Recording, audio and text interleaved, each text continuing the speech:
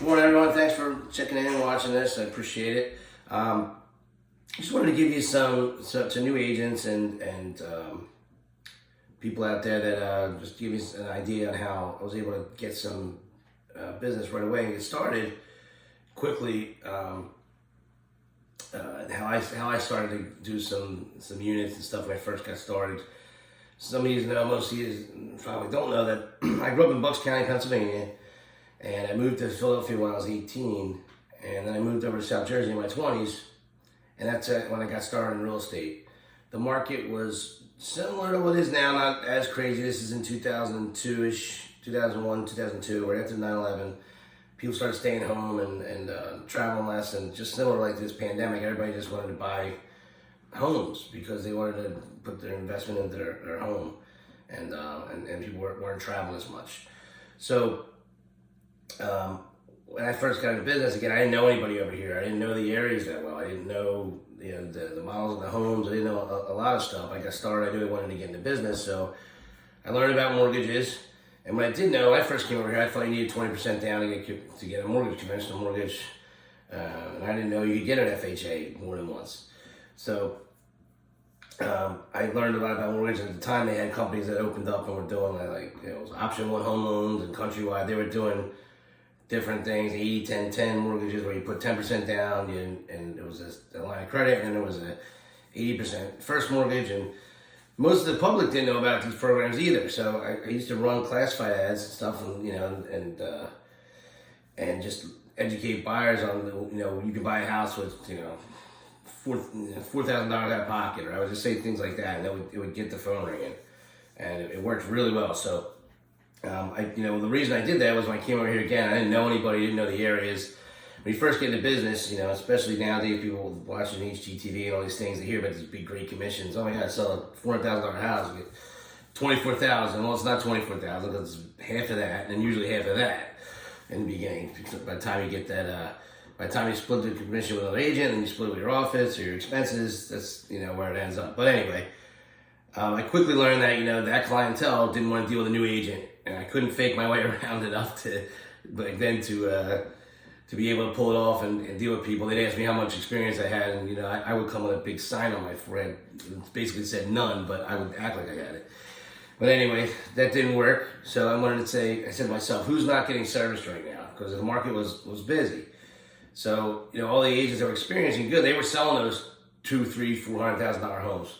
But there's a lot of people, and just like it is now, that wanted to buy a $100,000 home or $120,000 home, $150,000, and they weren't being serviced. They weren't getting called back, and they didn't know that they had mortgage programs available and things like that. So I put some classified ads out there, and I used to put one in the for rent section. It was a for sale house. So I would take a house like a 3-bedroom rancher, let's say in Berlin, and they were going for like $120,000 at the time. I would call my mortgage person, my friend Keith Daly, who was just getting into mortgages too, and we made the phones ring. And what we did was I asked him what the payment and stuff was on one of these 5% down conventional loans. They were like basically no docs back then, or limited doc, and you only needed like a 600 credit score. And so I would run an ad in the for rent section. I would back out I'd say, hey, I'd reverse the ad. I put the ad, it was a for sale ad, to be clear, which was compliant. I just put it in the for rent section, and I'll basically say 3-bedroom, 1-bath rancher, blah, blah, blah. You can own this home with $5,000 down, $1,300 a month, blah, blah, blah. To qualified buyers, etc., and call today to get qualified. Purchase price $139,900. But it's in the for rent section, so people are looking for rents, and this house is for rent, $1,200. This one's around $1,300, and mine says $1,150, and I own it. It would definitely create a phone call and a conversation. And I can't tell you how much business I got out of it. My phone would ring. I literally had to get another phone. I would just let the answer machine pick it up, and it would go. I get 30 calls, 40 calls a day. Out of those, I get 2 or 3 solid buyers. You would be surprised if people didn't know that they could buy a house. And I'll tell you what, when you get somebody that thinks they can't buy a house and they find something and they own a home, they're your customers for life. And not only just them, all their friends, their family, and everybody, they will call you. I've gotten deals out of there where people call and they'd say, "Oh, well, what's this at?" I said, "No, it's for sale." I said, "I just put it in that section because a lot of people don't know that they could actually buy." I had a little mini app. I would take a little mini app over the phone. I'd send it to my mortgage guy. He would run it. And I had one girl, you wouldn't believe it, she told me her credit was trash. I said, "Why do you think your credit's trash?" She said, "Oh, I had a movie I rented at Blockbuster. They said I owed $130. I told them I'm not paying that. They said, well, we're going to ruin your credit." And they did, she said. I said, "Okay, are you sure?" I said, "Yeah." They ran her. She had like a 760 credit score. She had a better credit score than most of the buyers they had at the time. So it was funny. These people just didn't know. They weren't educated. And I would talk to them, and sometimes I got short sales out. I was doing a short sale back in 2002, and nobody else was even doing it. I didn't know what it was. Guy called me. He wanted to rent a place. He said, "I'm losing my house." I called him up. I said, "You sure? Well, maybe we could sell it." And then I looked it up, and it was worth like probably $20,000 light. Right, and then I called the bank. I said, "Hey, listen, why are we going to take this guy's house? Why don't we just sell it for less? By the time you foreclose it and the pipes get, they freeze and gets broken into, all this stuff, you guys can save some of that money." And the bank said, "Yeah, sure, we did that. It's called a short sale." I got to talk to our loss mitigation department. I made a couple calls, and I sold a short sale. With no guidance from anybody, other agents, nothing. Nobody had any idea what I was doing. But my point was that ad ran and made calls and said, if you do something a little creative, a little differently, like I said, just get you talking to people, get you out there. And I was learning as I go, and those people didn't care that I was experienced for one day. And they called me down the road, and I've gotten so many referrals out of it. I probably couldn't even quantify the amount of business I got out of it. But I'm going to tell you, I bet you the GCI off of that. Those ads I ran for a couple weeks it's in the very, very high six figures. So it was just a different way. Again, the ad was legit, it was compliant. I checked all this. I just put it in the other section. I had to convince the guy at the paper, you put it in the rent section. We do rentals too. That's why I went there. And he would, and it worked. Nowadays, you would do probably a Craigslist or something like that. My point is, it worked. It was different, and that's what was great about it. I actually had another buyer one time. You wouldn't believe this. I was explaining everything to her.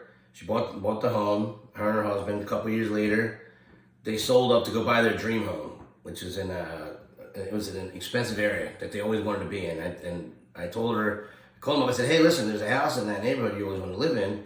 This was like $350. The one I sold her was like $180." And she said, "Well, I can't. How am I gonna get in there?" I said, "Well, if we sold yours right now, I'd probably get $280 for it, and you could buy that." And she wasn't really hearing anything I was saying. She's just hearing about the new house. So I go and sit down. I get they get them pre-approved, for like a 5 or 10% down on a new place. Because the house that they bought, that they thought they were going to be in like a rental situation originally, ended up having like $100,000 in equity in it. So we got a settlement on the one house, on the first one.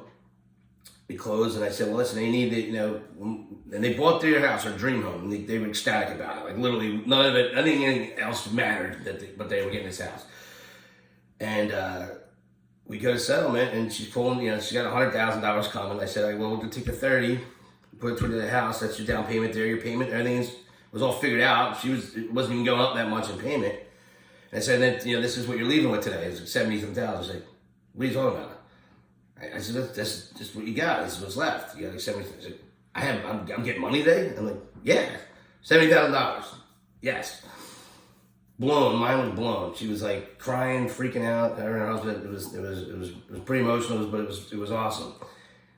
And because she never was educated, she just thought their credit was banged up when they got them. They had like, they were in the fives, but they made like crazy good money. Both had union jobs. They both made like probably 80, 90 grand. They were looking to rent a place and thought nobody would give them a shot.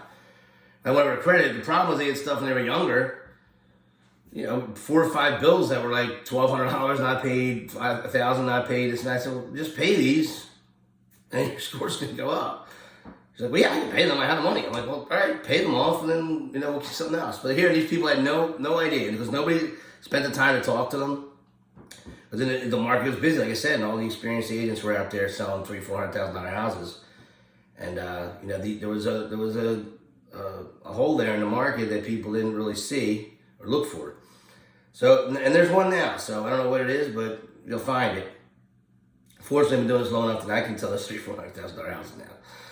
Anyway, I just wanted to share that with you, that story, and keep an eye out there, look at, let's see, find out who's not being serviced now, who's not being taken care of. I guarantee that rental market, all those people out there right now trying to find rentals that can't, some of them don't know that they could buy. So if you can sit there and maybe make videos or talk to people, and put some ads out there, get some phone calls.